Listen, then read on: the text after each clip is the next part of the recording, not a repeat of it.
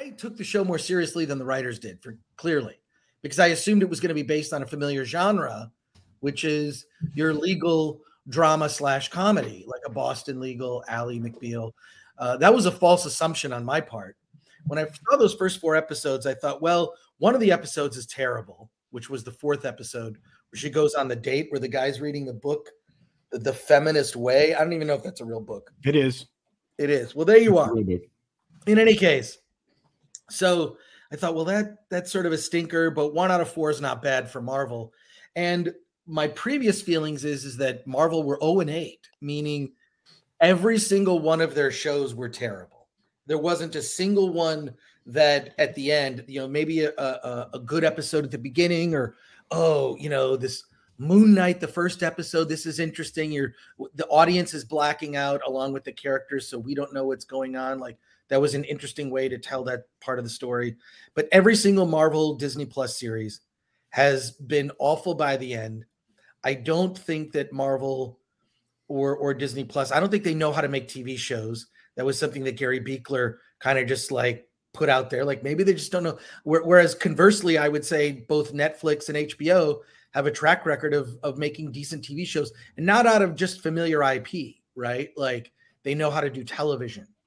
So yeah, like everyone else, I think, or most people, I was disappointed by the finale. Disappointed for a couple reasons. One, it's like the writers admitting that everything we've done is garbage when they literally broke the 4th wall, and She-Hulk sort of hopped into the Disney Plus menu. Now, by the way, I thought some of that stuff was clever, right? Like, that was, that's clever. Or the beginning, which was for no reason whatsoever a tribute to the Bill Bixby Incredible Hulk show, which I loved as a kid. And so that tribute was like, oh, that's clever. That's interesting. Oh, breaking the 4th wall in a clever way. Well, that's something that is, something that She-Hulk has done in the comics, the John Byrne run, right? But none of it was earned. Not a single thing was earned. And so there are 2 major problems. One, the writers admitting that what we're doing is garbage, and you, the viewer, have wasted your time. And secondly, the unearned, and there's a video on the Film Threat YouTube channel of just the She-Hulk review if you want to see it. It's unearned, right? Like, I'd been reading Marvel comics when I was a kid for years. In the 70s, I read a lot of reprints and whatnot. After a while, people were such rabid fans of Marvel that both like Stan Lee, Jack Kirby, and many of the personalities behind the scenes at Marvel made their way sometimes into the comics. Sometimes, certainly in the Marvel bullpen, where they would have the letters section, which I read religiously. I was a member of FOOM, Friends of Old Marvel, and no one remembers that except maybe Culture remembers it. FOOM. Remember FOOM? Mike? I do, but again, I mean, you are very hardcore in your comics. Because I watched the Film Threat thing you're referring to. You guys are missing out if you're not subscribed. Yeah, I watched it too. It was brilliant with you and your colleague discussing just that. So and one more thing about Film Threat is that Chris and his team do an amazing job of clipping out elements of the live stream, so you don't have to go and watch a 2-4-hour live stream. So every topic that's important, they clip it out so you can hear what does Chris think, what does Alan think, and it's all right there. Anyway, sorry. Well, thanks, Mike. And then we index our live streams too, so you can just jump to a topic. But what I'm saying is that the writing staff, including themselves at the end, was so cringe and narcissistic. It was awful, and it's clear they hate the fans. They were hired by a big company to work on a comic book show they'd never read. And it was clearly obvious by the end. And including themselves in there, as did other people who earned that place. Stan Lee is, and man, I would get choked up whenever I would see the one best thing about, there's one good thing about the movie Captain Marvel I could point out. And that is the Marvel intro at the beginning, which is a tribute to Stan Lee. That is the only good thing about that movie to me. But I remember when I saw that, and I couldn't. And now, not seeing Stan Lee in any of the future in any of the Marvel films, he hasn't appeared. They haven't found a way to work him in. I'm sure there's a legal matter behind it, but My God, like when I was a kid, Stan Lee was a hero and a character, and he was a guy who wrote comic books, and he loved the fans. Look, I had the fortunate opportunity to interview Stan Lee in front of live audiences. I did it at Dragon Con. I did it at LA Comic Con. I did it at a film festival when there was a documentary that premiered about his life. It was the Catalina Film Festival. And each time I just asked if he would sign a comic book of mine. I also worked on a TV show called Who Wants to Be a Superhero? They wanted to bring in a, quote, someone who knew comic books, a nerd, and that was me. And I worked on the development of that show. I didn't work on the version that ended up being on Sci-Fi Channel, but I was on an earlier team and kind of laid out ideas that I'm proud to say some of the ideas work their way into the final product. But so I got to work with Stan Lee there. So he's a hero, right? Like, and I've never, like, he would stop, he would say hi to any fan. He'd sit there forever and sign. I mean, he was very honest.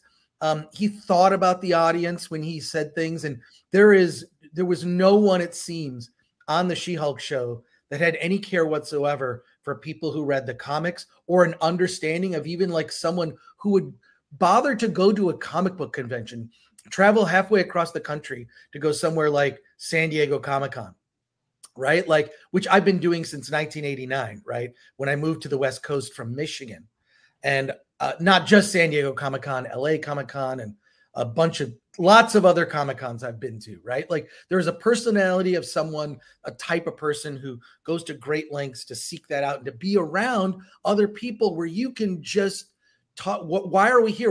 We all love the same thing, which is why the attempts by, mainstream media and certain, people in nerd journalism to divide and use identity politics to separate people is fucking ridiculous, because I've never seen any. Look, fans of all types, sizes, shapes, whatever, go to comic conventions, and we've all been, so you know what I'm talking about. But like, yeah, I was offended. And then when they did that story the other day, the couple days, a day or two after the premiere, I mean, it just, the variety story. Yeah, because before you move on, I want to bring up a couple of quotes from that. Yeah, it was salt in the wound. It was disgusting. I can't believe they did it. Yeah, because this is a variety story where they interview both Tatiana Maslany and showrunner Jessica Gao.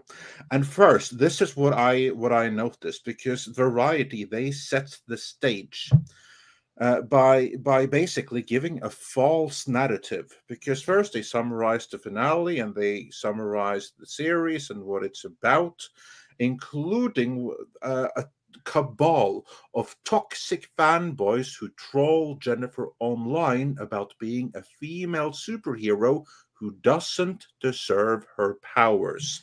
And then the recurring theme here is that the writing team were able to, according to Variety and themselves, accurately predict what the fan response was going to be, which they weren't, not at all.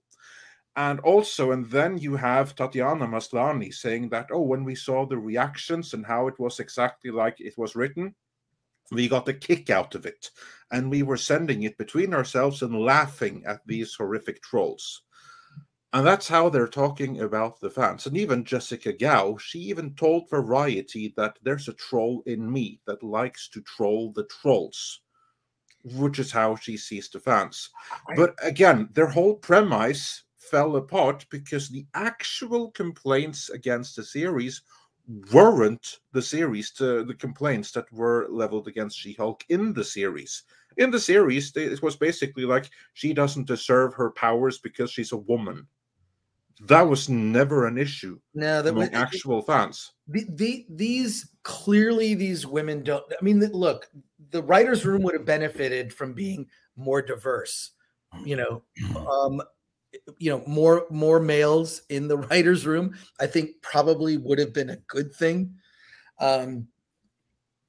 It's I don't know. Like, how does Marvel continue if this is how they feel about the fans? And the weird thing, and also, what sort of satisfaction does somebody get? Like, the right people hated our show, so we won.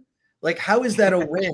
It's disgusting. It's disgusting, and I can't imagine that that's like satisfying experience. It's horrific. And it pisses me off. Like just pisses me off is, look, like I remember going to the comic book shop. You meet all types of people, and what did you do? You get, before podcasting existed, we would sit there for hours and just talk, minutia about comics, and that was half the fun. Whether we agreed with each other or not, the agreement wasn't the point. The point was to have the conversation, and we respected each other's opinions. We can like walk away like, well, you think this, I think this, whatever. So what? We're talking about comic books, but like, God, it was, it's just to see the delight in this staff. Like they don't know people who like are obsessed with these kinds of things.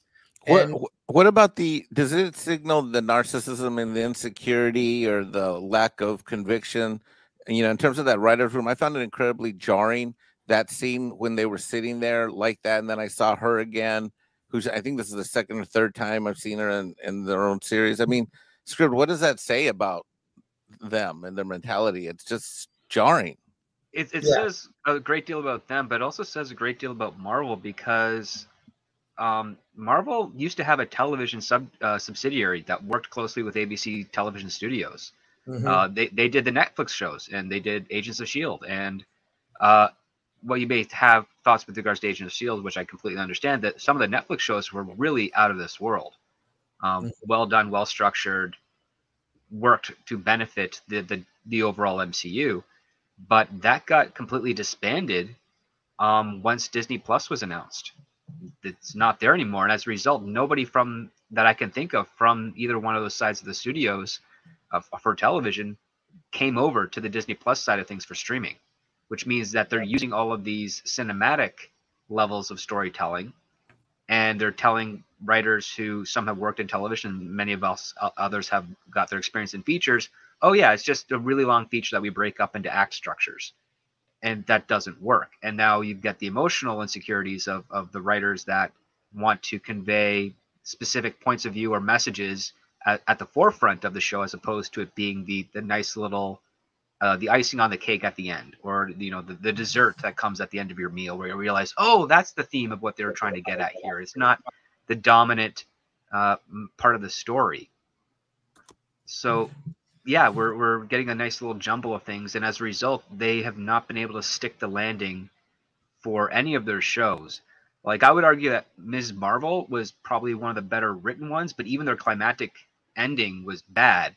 The denouement that they had between her and her father on the roof was actually probably one of the best written scenes of any of the Marvel series, because it's a daughter loving her father, and a father willing to do anything he can to show that he loves and cherishes his daughter. Like, you don't get heart like that in any of the Marvel series thus far, and it's a shame that you get those nice little tidbits in a show where everything else just kind of didn't resonate as strong as it could have. It didn't stick to its premise. It doesn't stick to landing, and that seems to be the common flaw with these shows, is their premise is far better than their execution, and they don't know how to end it, just like a J.J. Abrams Bad Robot vehicle. It's a level of quality that's so beneath what Marvel spent years building that you question how the heck they could let this slide.